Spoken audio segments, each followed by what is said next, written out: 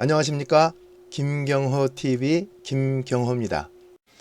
우리 주변을 가만히 보면 언제 어디서나 만나는 사람들에게 호감을 주는 사람이 있는 반면에 반대로 늘 비호감을 연출해서 손해를 보는 사람도 있습니다. 그 차이가 뭐라고 생각하십니까? 분명한 차이 하나가 바로 언어 이미지, 즉 말하는 방법이 다르다는 겁니다.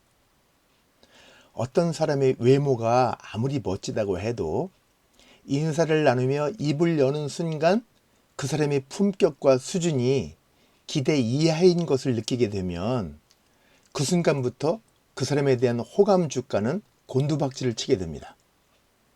차라리 외모가 보통 정도로 수수했더라면 첫 만남에서 그 사람에 대한 기대치가 그리 높지 않았을 테고 따라서 실망감도 크지 않았을 텐데 하는 아쉬움마저 남는 경우도 있습니다.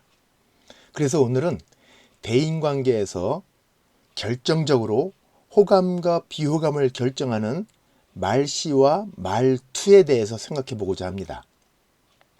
그럼 말씨와 말투는 어떻게 다를까요?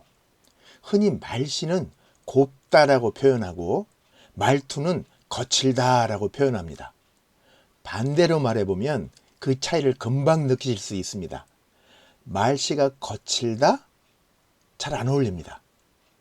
또 말투가 곱다? 이것도 안 어울립니다. 그러니까 고운 말은 말씨가 되고 거친 말은 말투가 되는 겁니다.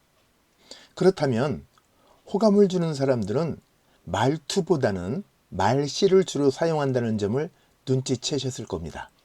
결론부터 말씀드리자면 호감 주는 사람들은 7가지 말씨를 사용하고 있다는 사실입니다. 지금부터 하나하나 말씀드릴 테니까 7가지 말씨 중에서 몇 가지를 사용하고 계신지를 한번 체크해 보시기 바랍니다. 호감 주는 사람들이 사용하는 7가지 말씨 중에서 첫 번째는 말씀입니다.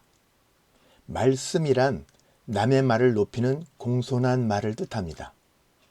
말씨가 공손하지 못하다는 의미는 불손하거나 불손의 위험이 있다는 뜻이기 때문에 시작부터 비호감을 안고 출발하는 거나 다름이 없다는 겁니다. 호감 주는 사람들이 사용하는 7가지 말씨 중에서 두 번째는 말문입니다. 누군가를 만났을 때 먼저 말문을 트는 사람이 적극적이고 호감 있게 보이는 법입니다. 인사도 타이밍이 있듯이 말문을 먼저 열어주는 사람이 마음의 문을 먼저 열어주는 사람이고 자신감 있고 주도적인 사람으로 보여집니다. 말문을 잘 여는 사람은 자신뿐만 아니라 상대방의 말문이 막히지 않도록 물꼬를 트듯이 말꼬를 잘 트는 매너 있는 사람이라는 거죠.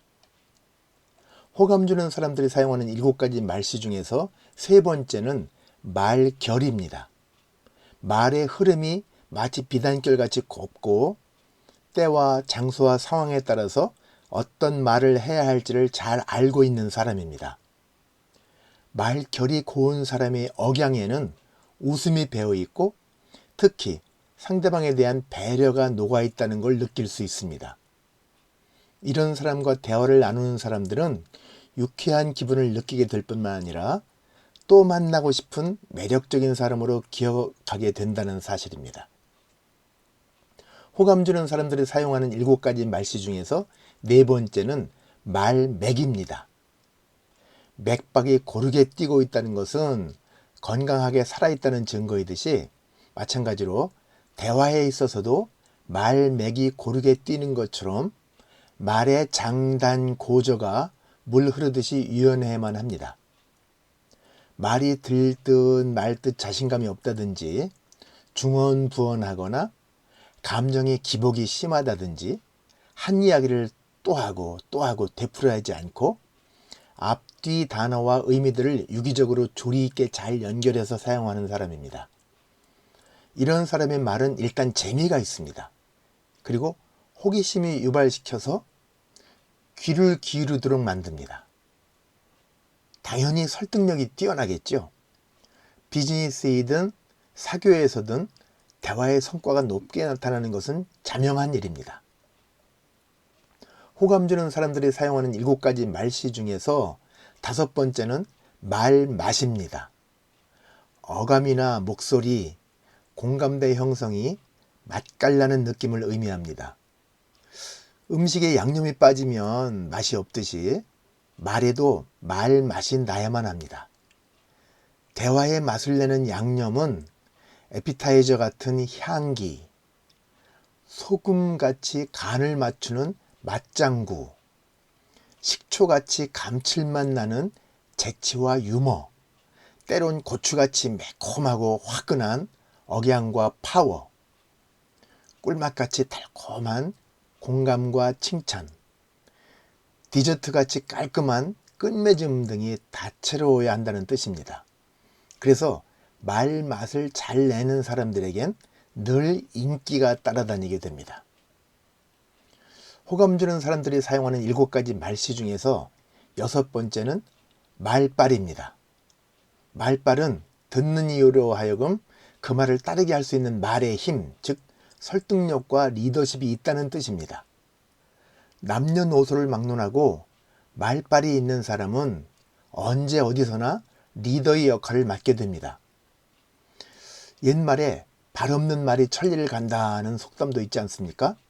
말빨은 곧 뉴스이고 영향력이라는 뜻입니다. 이렇게 공손한 말씀, 물꼬를 트는 말문, 비단결 같은 말결, 귀를 기울이게 하는 말맥, 인기를 끌어올리는 말맛, 리더로 세우는 말빨 등 이 6가지를 잘 활용하면 마지막 7번째로 주변에 말벗이 늘어나게 됩니다. 나이가 들어갈수록 대화를 나눌 말벗이 늘어나느냐 감소하느냐의 차이가 그 사람의 삶의 가치와 정비례한다고 해도 과언이 아닐 겁니다. 지금까지는 호감을 주는 7가지 말씨들을 알아보았는데요. 반대로 비호감을 주는 7가지 말투에 대해서도 알아보겠습니다. 비호감을 주는 말투의 첫 번째는 말덫입니다. 남의 말에 꼬투리를 잡기 위해서 말의 함정을 파놓고 기다리는 것을 말합니다. 함정에 빠진 사람들은 억울함을 품게 되고 결국엔 화로 되돌아오게 됩니다. 비호감을 주는 말투의 두 번째는 말곁입니다. 남의 말에 끼어들거나 덩달아 참견하는 것을 뜻합니다. 말곁은 자신을 얄미운 사람으로 만들어가게 합니다. 비호감을 주는 말투의 세 번째는 말질입니다. 이러쿵저러쿵 말로 다투거나 쓸데없이 말을 옮기는 것을 의미합니다. 이런 사람의 주특기는 동네방네 분란을 일으키는 주역이기 때문에 왕따나 기피의 대상이 되기 쉽습니다. 비호감을 주는 말투의 네 번째는 말꾀입니다. 정당하지 못한 말로 꾀를 부리거나 잔재주를 부리는 것을 말합니다. 말꾀를 자주 부리는 사람의 말은 거짓말이나 사기로 여겨질 우려가 다분합니다. 비호감을 주는 말투의 다섯 번째는 말뺨입니다. 대화 중에 자기 말에 약점이 있거나 불리하면 싹 빠져나오는 것을 의미합니다. 기회주의자나 이기주의자로 낙인 찍힐 우려가 있습니다. 비호감을 주는 말투의 여섯 번째는 말썽입니다. 남의 일을 들추어내거나 트집이나 문제거리를 일으키는 것을 뜻합니다. 불난집에 부채질하고 다니는 사람입니다. 비호감을 주는 말투의 마지막 일곱 번째는 말끝입니다. 일명 말꼬리라고도 하는데요. 자신의 말을 얼버무려 버리거나 남의 말에 약점을 잡아 문제를 삼거나 아예 무시하고 공격하는 것을 의미합니다. 말끝이 흐리면 주관이 없는 사람으로 보이고 말끝이 강하면 시비를 걸거나 우격다짐처럼 보이게 됩니다. 이렇게 말에 대해서 써놓고 보니까 평소에 미처 신경 쓰지 못했던 단어들도 있는데요. 비호감을 만드는 말투의 씨앗들인 말덫, 말곁, 말질, 말꾀, 말뺨, 말썽, 말끝을 각별히 조심해서 논에서 피를 뽑아내듯이 싹이 나오는 즉시 뽑아버려야 하겠습니다.